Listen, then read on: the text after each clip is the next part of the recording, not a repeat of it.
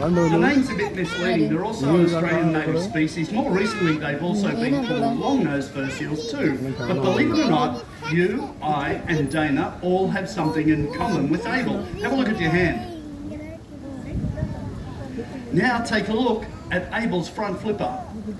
Underneath that skin in their flipper is exactly the same bone structure that we have in our hands.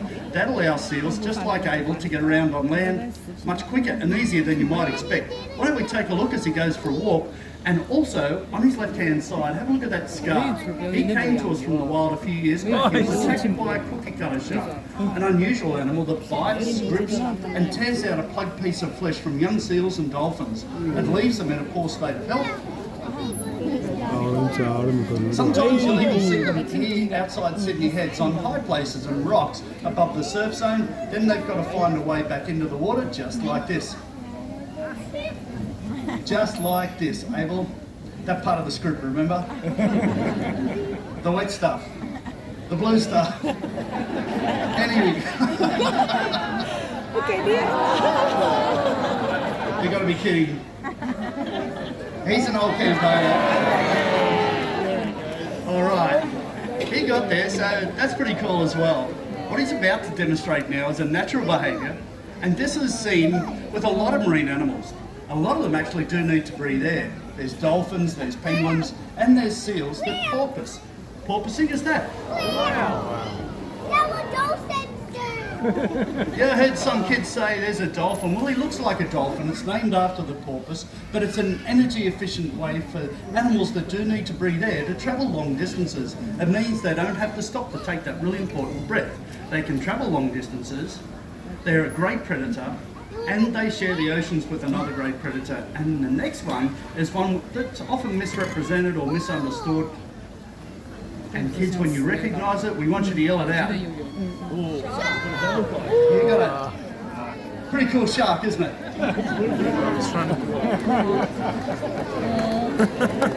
Sure, you can give him a clap.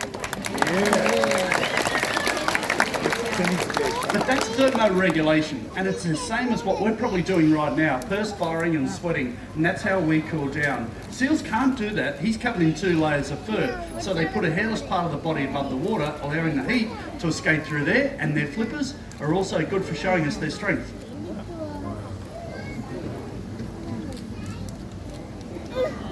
And there it is. Absolutely awesome, and a great way to start things off. And everyone, that's Abel, our New Zealand fur seal. In Australia, this species of seal breeds on the south coast of New South Wales, all the way down to Tasmania and across the southern part of our country over to southwestern Australia. In Sydney waters, like the harbour or one of our lovely beaches, there's also haul-out areas, mostly for males as well.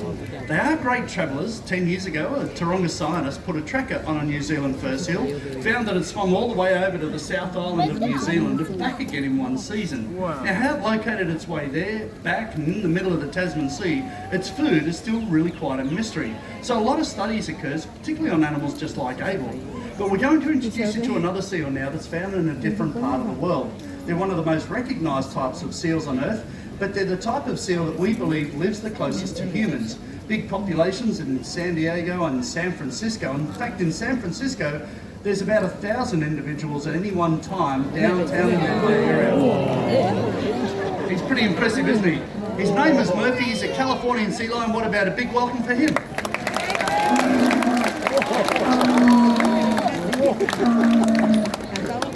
Now, Murphy is actually born at SeaWorld on the Gold Coast and transferred to us shortly afterwards. He's our oldest seal at 21 years of age. And today, Ben, who's Murphy's trainer, and Murphy are going to demonstrate what is called as husbandry, and we like to share this with our guests. Now, before the zoo opens each morning, it's a really busy place. Our keepers, our animals, we're all involved in what is known as husbandry, and that's where possible we get the animals to cooperate in their daily healthcare. As you can see, Ben and Murphy have a strong relationship that's built on trust. With a simple hand cue, Ben got Murphy to open his mouth on cue, checking his teeth, of course, and his tongue. We get this kids, if we go to the doctor, they just say, ah, and we do the same sort of thing. If Ben notices an unusual movement, in the way that Murphy's getting around, he'll get him to say perhaps present a flipper on cue. That way we can check his flipper, make sure that there's no scar tissue there or no injuries as well. Just checking around his really thick neck. At the moment it's breeding season and the males have put on a lot more weight. And by nature they're a little bit more distracted too. Now, animals are really good at hiding things that may be wrong with them. If we have a sore foot or a sore tummy, kids, we put our hand up straight away. Animals don't like to do that because they appear to be weak in front of a predator or a stronger animal. So, as keepers, it's up to us to locate something that may not be quite right. By giving Murphy a reassuring scratch and a pat, if Murphy was to flinch at any sort of contact from Ben, that may indicate that there's something for us to pursue. There may be an injury or an illness. Now by showing his tummy we can check there, but let's say an older animal like Murphy may need an ultrasound or an x-ray. Getting him into this position, preparing him by simply touching him, using dummy sort of equipment to walk around him, prepares the animal for a potential procedure, just like an ultrasound or an x-ray. It means we don't stress out or frighten the animal at all. Part of the ongoing care of these absolutely magnificent creatures. And we think that he's magnificent, and everyone, that's Murphy. Thanks, Murphy. That's great. In their part of the world, on the west coast of the USA, there's a lot of animals that do like to eat Californian sea lions. Killer whales are one. They have to face a lot of dangers. Here in Australia, of course, we've got a lot of very dangerous sharks. But there's also a danger that comes from us as humans. Over the last couple of decades, we've overfished our oceans in many parts of the world, and we've made it hard for a lot of wild marine animals to find their food.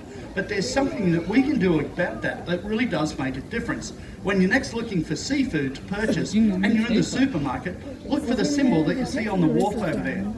That blue and white tick comes from the MSC, Marine Stewardship Council. Choosing seafood that's marked with that symbol